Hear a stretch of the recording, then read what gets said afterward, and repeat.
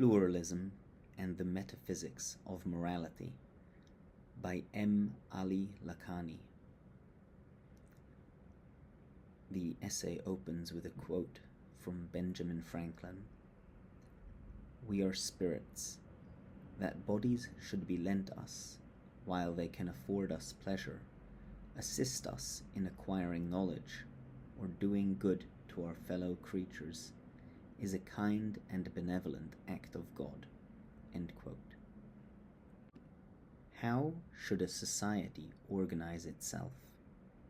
How can one properly resolve the tensions between equal rights and individual freedoms? At the root of both equality and freedom lies the question, what is morality? These are the fundamental questions underlying the pluralist discourse in modern societies. The motto on the Great Seal of the United States, E pluribus unum, suggests a possible nexus between pluralism and its metaphysical origins. The philosophy of Dostoevsky's Ivan Karamazov, "If God is dead, then everything is permitted," suggests a similar nexus between morality and its spiritual foundations. Without this nexus, there can be only error. There are two errors that must be guarded against in the pursuit of truth or reality. These are reductionism and relativism. Both errors derive from a denial of the traditional metaphysical principle that reality, being absolute, can be neither reduced to the conditions of existence, hence reductionism, nor excluded from it, hence relativism. A corollary of this principle is that truth has a transcendent aspect entailing faith, as well as an immanent aspect manifesting as the spirit/intellect. It is as dangerous, therefore, to isolate either of these aspects as it is to ignore them.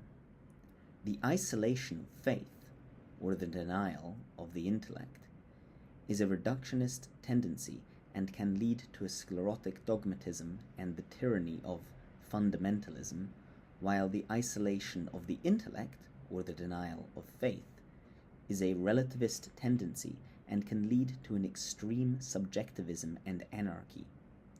The corrective of dogmatism is deconstruction, and vice versa.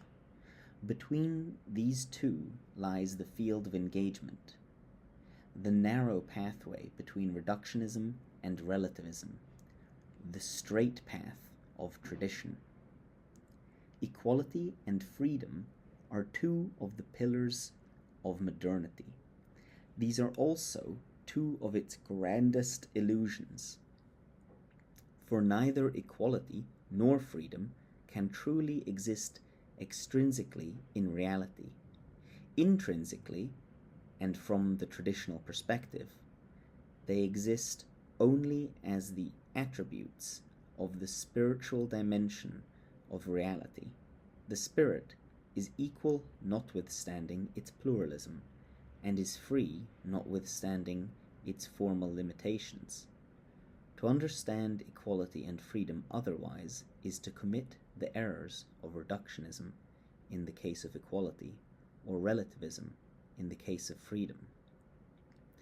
Outside of its spiritual dimension, equality tends to become a homogenizing force that reduces itself to the harmony of the lowest common denominator, whatever that may be, however devoid of spiritual value, while freedom tends to become a permissive liberalism that manifests in the privatization of morality, however devoid of virtue. Much of the pluralist discourse centers on the term value. Equality and freedom are touted as fundamental values, and many a modern society is founded on these values enshrined in a Bill of Rights or Charter of Rights and Freedoms. Tradition focuses on virtue rather than on value. To be virtuous automatically entails a limit on freedom, a limit that is sometimes expressed as conscience or responsibility. It incorporates the notion of a hierarchical society in which authority derives from virtue, in which diversity is embraced through the moral intelligence of love rather than atomized or homogenized by recourse to secular values.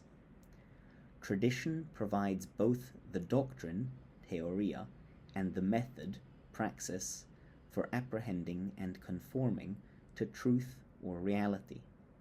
From the perspective of tradition, truth is presence, the meeting point of knowledge and love, of intellect and will. The ontological reintegration of knowing and being expresses itself as virtue.